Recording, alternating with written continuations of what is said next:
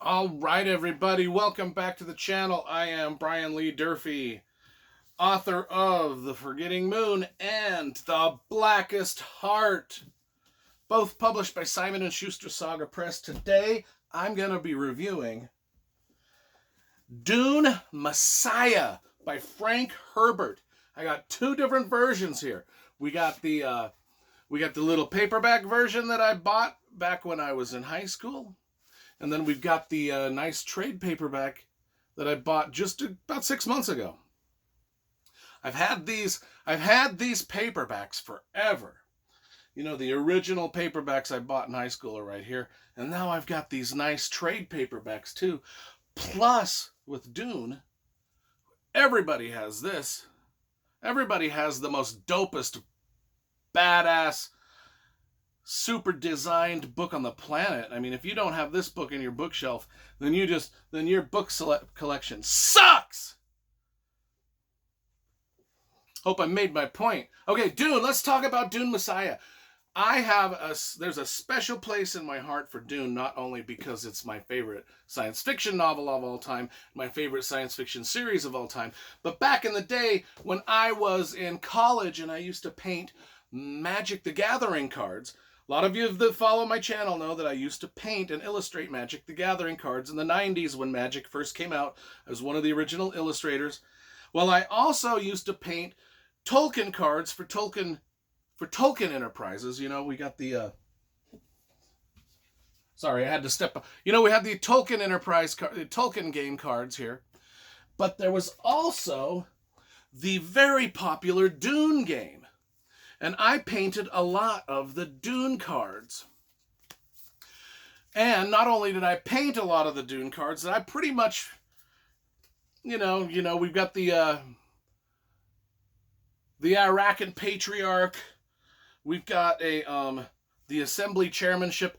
I used my good friend Guy Francis and his puppy dog for that painting, his models. I used my Uncle Rhett for that one, for that painting.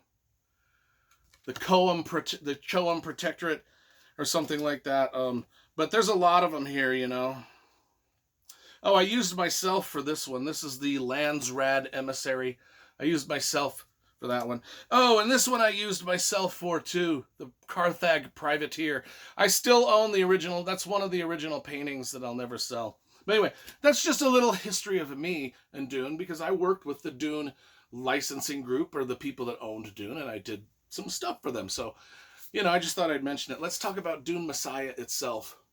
Came out in 1969. We always review the covers because, as I've just explained, I used to be an illustrator. I love illustration and graphic design. So let's take a look at this older cover from the 60s. I think it's pretty cool. And then this newly designed one is hot as hell. I like both of them equally. I think they are both do the job. I think they both do the job. But for the rest of this video, let's hold up this one. Put this one over here. Actually, let's hold up this one. Let's hold up this one. No, let's hold up this one. No, let's hold up this one. Okay. So this book came out in 1969. It originally came out in installments. It wasn't like published as a book at first. It came out in slow installments in a magazine called Galaxy Magazine. And then once the whole story had come out in the magazine, they compiled it and put it in the book. People originally were a little taken aback by the tone of this book because Dune itself had such sort of like this positive vibe to it. Like Paul Atreides was sort of this positive hero. And then we get the Dune Messiah, where it's sort of like it's like if Luke Skywalker had went to the dark side. Paul Atreides, his heroic aspects in book one are sort of gone and missing.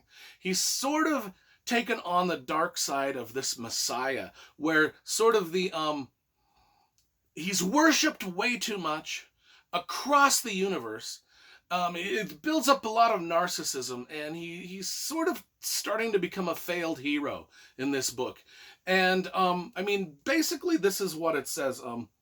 Dune Messiah continues the story of Paul Atreides, better known and feared as the man christened the Muad'Dib.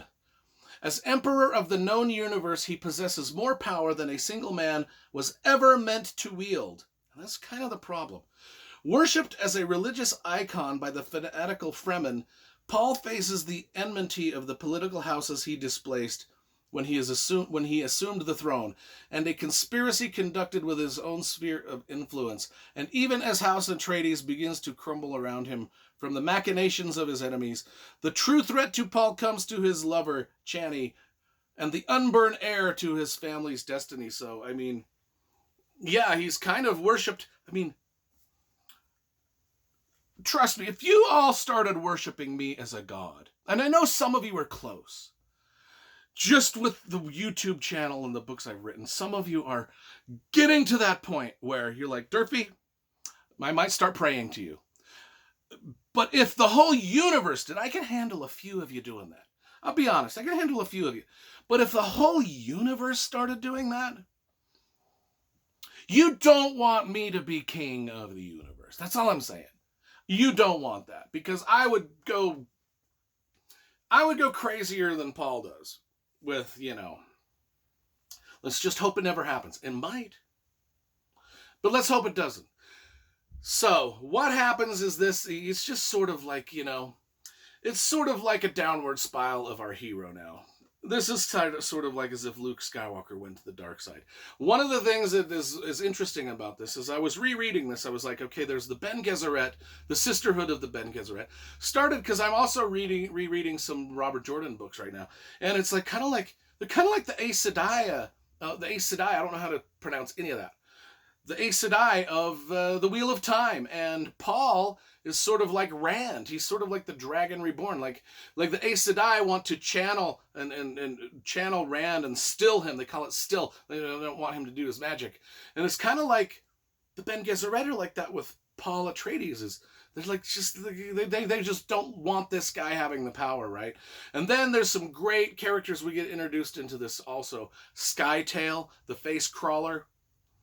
No, the face dancer. I don't think he's a face crawler. He's the face dancer. But he reminds me of Fade in Dune. You know, Fade, the sort of the guy that Paul has to fight at the end of Dune. Skytail is sort of the Fade of this book, sort of the baddie. And yes, there is a confrontation at the end, and I won't tell you how that goes. Because this book is a lot different than Dune, and I don't want to give away any spoilers other than that. Oh, I will give away one spoiler. One of the characters in Dune that dies, Duncan Idaho, and everybody should know this, they resurrect him as like this thing they call a gullah, so his conscience keeps resurrecting over and over and over and over throughout every single book. But anyway, we get to see Paul as a little bit more of a cruel character, especially in regards to his sister Arulin. I think that's how you say that. I mean, the cruelty that he exhibits towards her. And then one of my favorite scenes is when the ominous scene where Paul sort of names his children, Leto. I keep saying Leto because of the actor, Jared Leto. No, it's Leto. That's not why. It's not.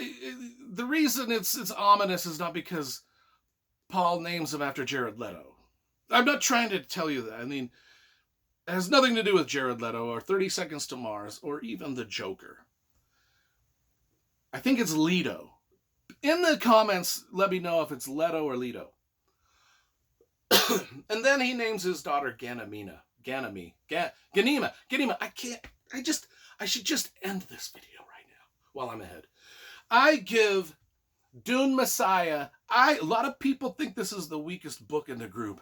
I tend to think it is a fantastic bridge between Dune and the Children of Dune, which I think if you were to combine them into a trilogy and put them all in one book, they would just make a fantastic book as badass as Lord of the Rings. And that's what I'm going to end this with. I give this a 9.5 out of 10.